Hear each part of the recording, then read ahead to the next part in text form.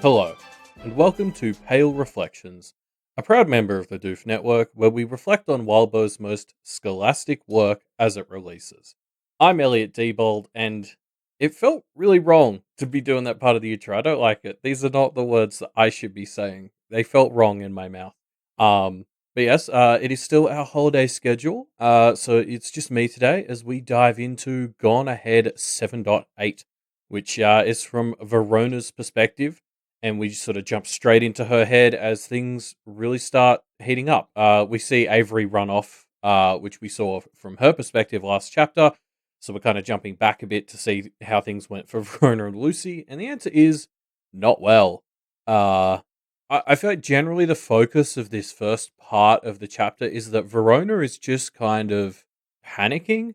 This is an action sequence, and in general, that's not really her thing, but like, she's the one with the gainsaying on the line. She's the one who's meant to have the plan to stop the brownies. She's the one being targeted by the brownies.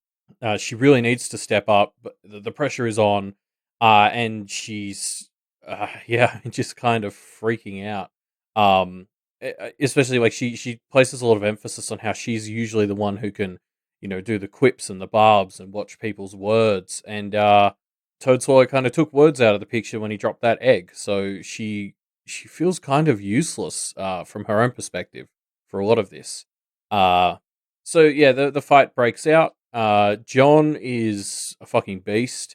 He alternates between handling Musa and like he kind of gets things to a draw with Ted, which shows how powerful he is because nobody else goes fucking near Ted. Um, Lucy also gets her old pen sword out to have her sword duel against Musa, which is like a very fun background element we keep popping in and out of. And I mean, yeah, Verona just stands around. She's been gainsaid at this point, so she can't really do much, and she's just trying to think amid the chaos. She feels extremely impotent, and it's really getting to her. But yeah, so Avery comes back, and we see things again from Verona's point of view as Lucy kicks her into the ruins. I felt a bit bad for laughing, but it's kind of funny how Verona's like, "Why does Avery look so upset?" Uh, yeah, I mean, poor Avery. um, but yeah, then Avery goes into the ruins, and we all get a big dose of Avery emotions as that happens. And I love how this affects Verona. She describes Avery's emotions as startling, too bright, and too caring, which is just it's perfect. And like it shakes her to her core. It even leads to her feeling bad about leaving her dad in Kennet, which is, I mean, it's powerful. It's a powerful amount of caring Avery has when you can make Verona care about her dad. I still don't know whether I think that was the right call by Verona, but at least there's some doubt, which I feel like there should be. Even if it's the decision she made, it should probably sit uneasy, I think. Um, but yeah, I mean, this also causes Verona to sort of wish she had Avery's battle instincts. And I mean, something I didn't talk about last chapter that I actually meant to was there was a lot of focus last chapter about how you form these sets, whether it's Bristow doing it with the Aware, or I think Totoro said goblins can do it. You build these sets and you can sort of, merge their strengths or get them to play off each other. And Ava even had a thought last chapter about how she felt like maybe Lucy and her were reading each other's minds or just incredibly in sync. So maybe all those theories from right back at the start of the story about how the Kenneteers as a set can, kind of personality bleed a little bit, maybe that has some merit. I wonder if like, there's something to be said for doing that in a way that is like consensual as opposed to Bristow pulling the strings for you. Um, so yeah, in a story that's talking about how people work together, I think it could be interesting if things do go that route, because I don't think that's a theory that has been talked about for arcs and arcs now. So getting back to the story, Verona gets captured by the brownies, and I don't know exactly what it was, but this bit really like got me. This shook me. Just like the image of her being kind of flown inches above the ground, like with her hair hanging around her face, as she's like screaming to try and get out of it.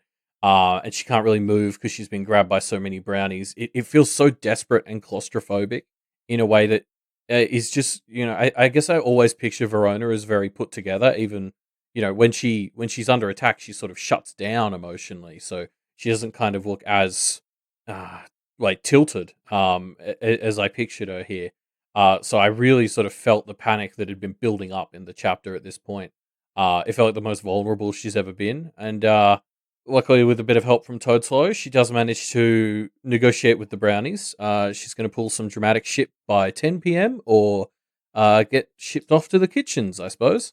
Also, obviously, I'm jumping ahead a bit, but we know Verona was like recording bits and pieces of these conversations. I hope she recorded the part where Musa said that Raquel isn't a real member of his family, because like fuck that guy, like fuck that whole thing. Um, Also, he didn't want the earring. He called Lucy's earring tacky, so he's just completely dead to me. But I hope we can show Raquel that her family are a bunch of dickheads and she should cut ties. So yeah, Bristow and the gang taking everyone back to be imprisoned. And Ted carries Verona, and we get kind of his perspective on things. He finally sort of opens up to us a bit.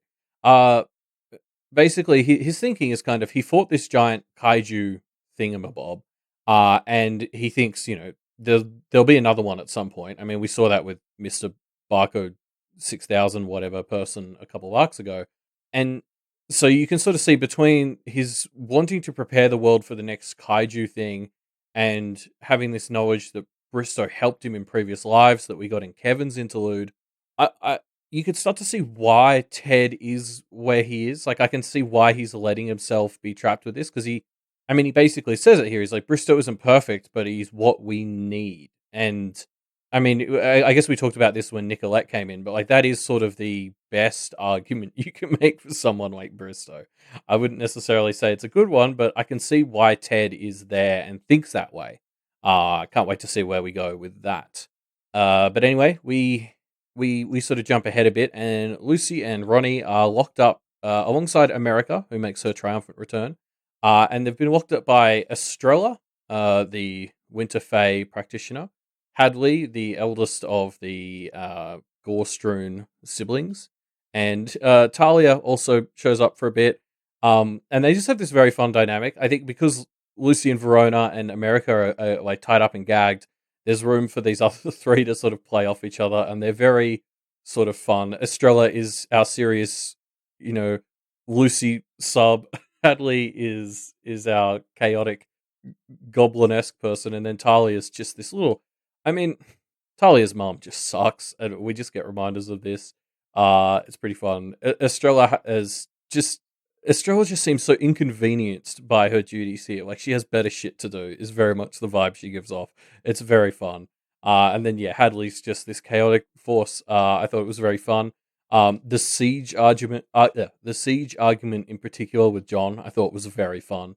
So I really enjoyed seeing these other practitioners get to have their moments while the other three were tied up.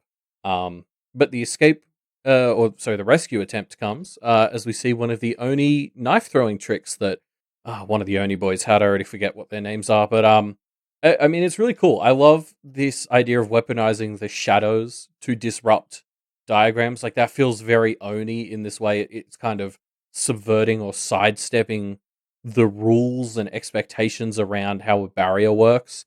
Um, I especially love how Estrella gets really annoyed that he doesn't stop at 3 knives, which would be the practitioner-y thing to do, but he's an Oni practitioner, so of course he's gonna subvert that rule. And Wabo even takes a line to have Verona shit on like how force fields work in most sci-fi and superhero type stuff, which I thought was very funny. Uh, but yes, the knife throwing isn't the only thing that's here to save them. We also have some fantastic goblins. I've nicknamed them Bootlick and Gumtoss. They were instant classics for me. Especially the rant about the gum by Estrella was just a hilarious little beat. And then the Lucy and Verona figure out what America's doing. They disrupt this like glamoured doll box by just humming out of tune, which is such a hilariously goblin way of dealing with a magical doll box. And Verona gives herself a cat claw, which is like a fun inversion of the lesson she just learnt from Shelley, where she realizes even though she's gainsaid, she can still, chuck a bit of power into that because it's an easy thing to do. Um, Yeah, so the trio get out. Estrella gives up very quickly, takes a light boob stab, and then just sort of leaves. I like to comment from To Divine on Reddit, who took extra note that, like, as well as Estrella has all these Winter Fae vibes, like her glamour is all about freezing people.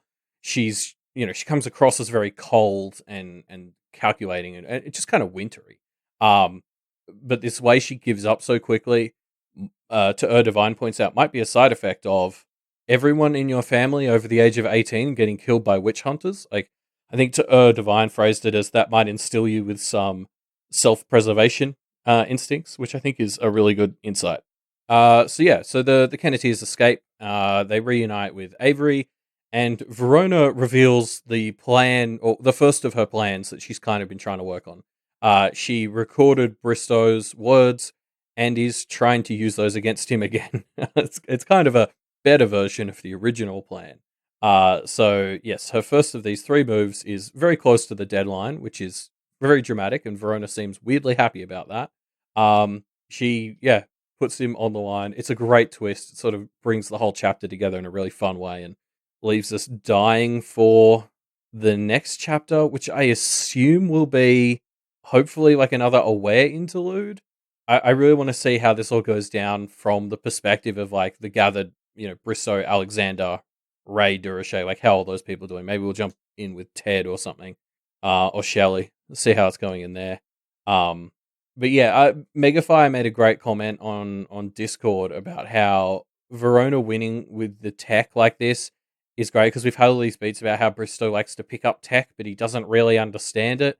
And so Verona used the power of just recording the conversations with the phone, which is like one of the oldest tricks in the book. But one of the oldest technology tricks in the book, and Bristow didn't see it coming at all. So yeah, that was very fun.